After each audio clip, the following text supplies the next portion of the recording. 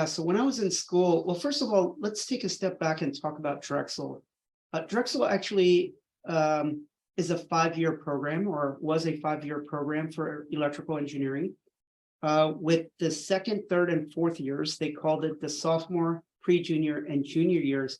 You actually did 6 months of school and 6 months of co-op. And this was a paid position. And I really optimized that. I didn't think I was at that time. I felt like a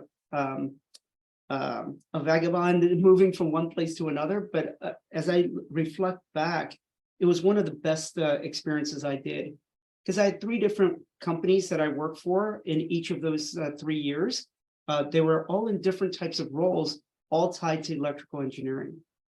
So the second year, which was the first co-op, was as a test technician in the testing department of a microelectronics company.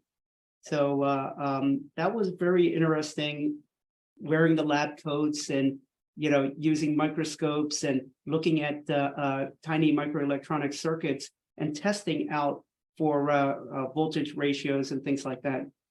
My second co-op was as an associate engineer in the design team at a cable company. And this is a cable company known as General Instrument, one of the industry leaders for set-top boxes. But we also did the work that goes out on the transmission lines. These are the big things that hang off of telephone poles today. And so I get to design pass-through filters, bandpass filters, and it was a great learning experience from a design perspective. And then the third co-op in my junior year was as a quality engineer in a defense contractor. So we did a lot of testing of parts that went into the AH-64, also known as the Apache helicopter. Got to work on the fire control panels for the A-10, which is a plane with its 35 millimeter Gatling guns at the front.